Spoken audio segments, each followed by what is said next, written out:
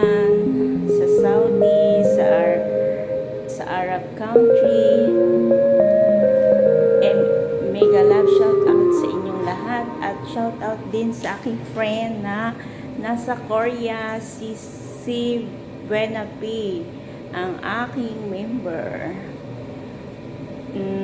Please subscribe to that channel, guys. My members and Kitty Orlando and Pandora Fan. Sila yung aking mga member na mababait at supportive, guys. Thank you very much. And we will see later in Adelia. Maraming salamat, guys. See you later. Hello, guys. Kami ay pupunta sa Adelia.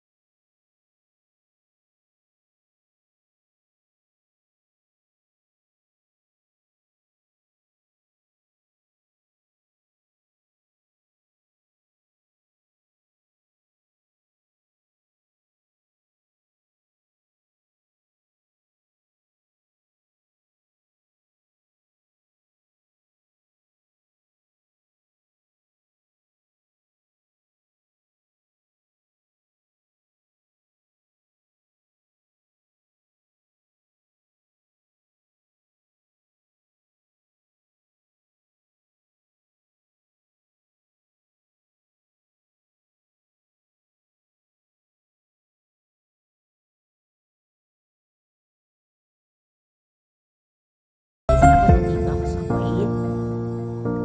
6 years na ako to this month. And thanks God because naka-survive ako sa lahat ng mga pagsubok na dumaan sa akin dito. Noon na hindi siya naging okay. Ngayon, guys, okay na siya. Kasi dati, hindi kami halos magkasundo ng aking amo kasi syempre baguhan pa lang. Tapos pero ngayon, guys, okay na, thanks God. At nakasurvive ako, umabot ako dito ng 6 years sa iisang amo ko lang. Tiis-tiis lang, guys, sa lahat ng mga kagaya ko, mga kasambahay na nangangarap. Magtiis-tiis lang tayo kasi darating ang panahon na magiging okay din ang lahat. Kagaya ko, guys. Kasi ang hirap ng dinanas ko, marami akong naranasan dito nung bago pa lang ako. Tapos lalo na pag yung summer dito, guys, napakahirap kasi parang umuulan din ng mga buhangin. Yun. Tapos nagdadampot kami ng mga buhangin, halos mag-isang plastic. Tapos pag umulan naman, guys, iba naman yung kasi nagdadala siya ng buhangin. Kaya ang hirap-hirap ng naranasan ko nung bago pa lang ako dito, guys. Tapos, guys, nung una ko yung punta dito, 2 years. Tapos bumalik ako again, 2 years again. Tapos syempre nasanay na sa trabaho. Ayun, guys, naging okay na, nakaya ko na lahat. hindi na ako nahihirapan kasi alam ko na yung mga pasikot-sikot sa trabaho ko, alam ko na yung amo ko, tapos okay na rin siya, hindi na rin siya gaanong katulad nung dati na talagang napakahirap talaga guys. And thanks God kasi nalagpasan ko yung lahat. Kahit walang natira sa akin, wala akong naipon guys, 2 taon. Promise, wala akong naipon kahit kunti. Kasi tapos ko dun sa sa partner ko dahil nag-apply siyang trabaho noon. And thanks God kasi ngayon nakatrabaho naman siya at siya na yung tumutulong sa aking anak ngayon. Tapos nung pangalawa kong balik guys, nagkaroon naman ako ng kasi talagang inano ko na merong mapapatunguhan lahat ng paghihirap ko. Kaya nung pangalawa kong balik dito guys, katulad nyo rin, katulad ng lahat na nangangarap na magkaroon ng bahay, kaya sinikap ko talaga na magkaroon ng bahay guys. Tiniis ko talaga lahat yun. Tapos ayun nga, salamat sa Diyos kasi natupad ko yung mga pangarap ko. Tapos nakabili rin ako ng aking motor. Yun guys, tiis-tiis lang tayong lahat kasi darating din ang panahon na din tayo, makakalagpas ng mga pagsubok sa buhay. Kaya kayo guys, huwag kayong sumuko, laban lang. See you later guys. Hey guys, nandito na kami sa kabila. Kami rin.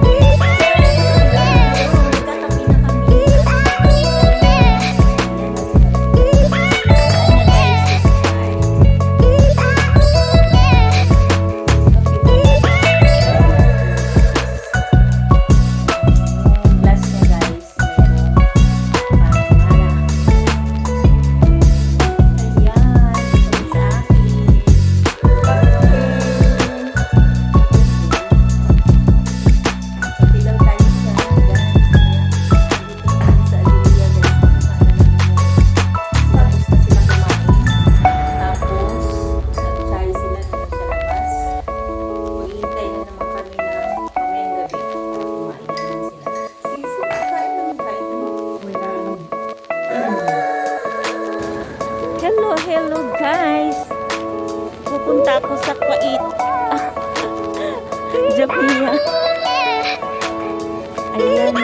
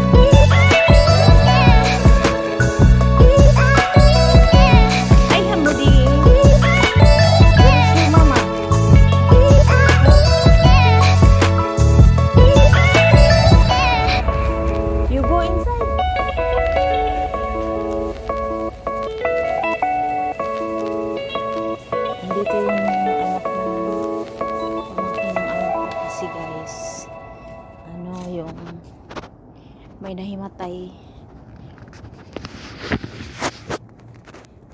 yung amo ko guys, kasi sa sobrang nasuffocate sila